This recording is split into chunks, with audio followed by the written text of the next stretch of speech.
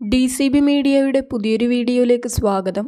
സംസ്ഥാനത്തെ ration card ഉടമകൾ ജനുവരി 23 മുതൽ അറിയേണ്ട പ്രധാനപ്പെട്ട ഇൻഫർമേഷനുകളാണ് നിങ്ങളുമായി ഷെയർ ചെയ്യുന്നത്. ചാനൽ ആദ്യമായി കാണുന്നവർ സബ്സ്ക്രൈബ് ചെയ്യുക, വീഡിയോ ലൈക്ക് ചെയ്ത് സപ്പോർട്ട് തരിക. ഫേസ്ബുക്കിൽ കാണുന്നവർ പേജ് ഫോളോ കൂടി ചെയ്യുക.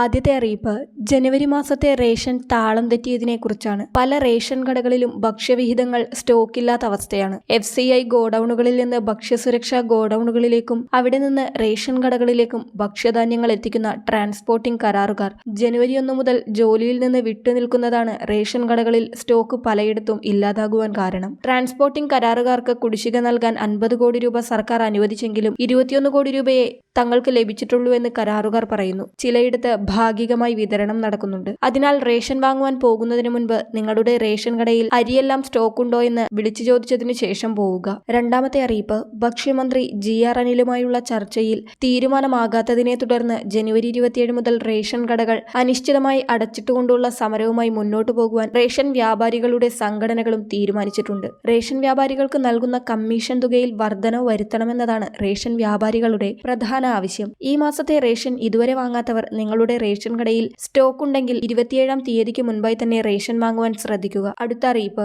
മഞ്ഞ പിങ്ക് കാർഡുകളിലെ അംഗങ്ങൾക്ക് EKYC മസ്റ്ററിംഗ് സെപ്റ്റംബറിൽ ആരംഭിച്ചിരുന്നു. ഡിസംബർ 31 വരെയായിരുന്നു സമയപരിധിയെങ്കിലും ഇപ്പോഴും മസ്റ്ററിംഗ് തുടരുന്നുണ്ട്. മസ്റ്ററിംഗ് ചെയ്യേണ്ട 1.48 കോടി പേരിൽ 1.34 കോടി ആളുകളും മസ്റ്ററിംഗ് പൂർത്തിയാക്കി. എന്നാൽ മസ്റ്ററിംഗ് ചെയ്യാത്ത 14 ലക്ഷം പേർ എന്തുകൊണ്ടാണ് ഒഴിവായതെന്ന് അന്വേഷിക്കുന്നുണ്ട്. ഇതുമായി ബന്ധപ്പെട്ട റേഷൻ ഇൻസ്പെക്ടർമാർ വീടുകളിലെത്തുമെന്നാണ് റിപ്പോർട്ട്. റേഷൻ കടയുടമയുടെ സഹായത്തോടെയാകും റേഷൻ ഇൻസ്പെക്ടർമാർ വീടുകളിലെത്തുക.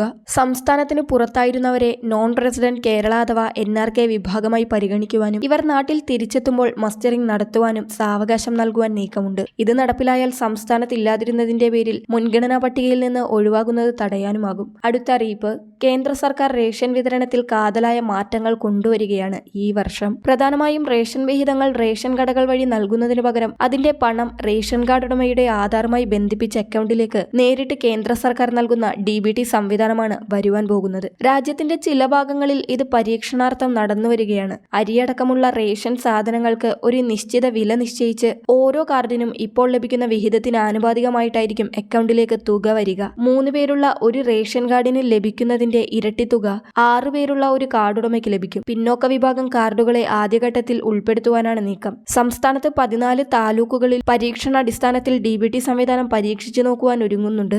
മണ്ണാർക്കാട്, നിലമ്പൂർ, കോഴഞ്ചേരി, ചാലക്കുടി, മാനന്തവാടി, കുട്ടനാട്, കോതമംഗലം, ദേവികുളം, ഇരിട്ടി, മഞ്ചേശ്വരം, പത്തനാപുരം, കാഞ്ഞിരപ്പള്ളി, താമരശ്ശേരി, നെടുമങ്ങാട് എന്നീ താലൂക്കുകളിലാണ് പരീക്ഷണാർത്ഥം പദ്ധതി നടപ്പാക്കുവാൻ പരിഗണിക്കുന്നതെന്നാണ് പുറത്തുവരുന്ന സൂചനകൾ. എന്നാൽ ഇത് സംസ്ഥാനത്തെ റേഷൻ വിതരണത്തെ മൊത്തം തകർക്കുമെന്ന് ചൂണ്ടിക്കാട്ടി റേഷൻ വ്യാപാരി സംഘടനകൾ ശക്തമായി രംഗത്ത് വന്നിട്ടുണ്ട്.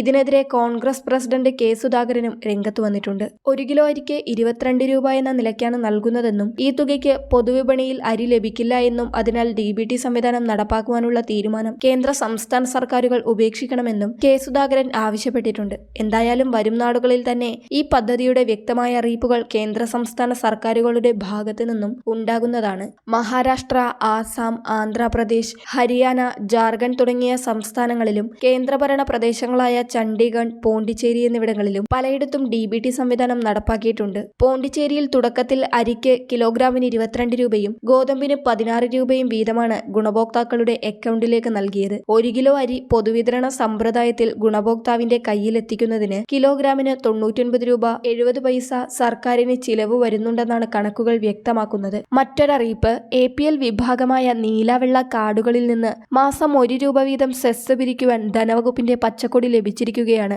റേഷൻ വ്യാപാരി ക്ഷേമനിധി ബോർഡിന്റെ വരുമാനം വർദ്ധിപ്പിക്കുന്നതിനായിട്ടാണ് വെൽഫെയർ ഫണ്ട് സെസ് ഇനത്തിൽ 1 രൂപ ഈടാക്കുവാൻ തീരുമാനിച്ചത്. സംസ്ഥാനത്ത് 50 ലക്ഷത്തിലധികം നീലവെള്ള കാർഡുകാരാണുള്ളത്. ഇത് സംബന്ധിച്ച ഭക്ഷ്യ പൊതുവിതരണ വകുപ്പ് കമ്മീഷണറുടെ റിപ്പോർട്ട് ഭക്ഷ്യവകുപ്പ് കഴിഞ്ഞ ജൂണിൽ അംഗീകരിച്ചിരുന്നു. മുഖ്യമന്ത്രിയുടെ ഓഫീസിന്റെ അനുമതി കിട്ടുന്ന മുറയ്ക്ക് ഏപ്രിൽ മുതൽ ഈ സെസ് ഈടാക്കുമെന്നാണ് അറിയുവാൻ കഴിയുന്നത്. 1 വർഷത്തേക്കാകും സെസ് സെസ് പിരിക്കുക. ബോർഡിലേക്ക് 1 രൂപ പോലും സർക്കാർ നികുതിയില്ല. പകരം 14,161 വ്യാപാരികളിൽ നിന്നും മാസം 200 രൂപ വീതം സർക്കാർ അംശാദായമായി ഈടാക്കുകയായിരുന്നു. ക്ഷേമനിധിയിൽ അംഗമായിട്ടുള്ള റേഷൻ വ്യാപാരിക്ക് പെൻഷനായി മാസം 1,500 രൂപയും മാരകരോഗം വന്നാൽ ഒരു തവണ 25,000 രൂപയുമാണ് ബോർഡിൽ നിന്നും ലഭിക്കുക.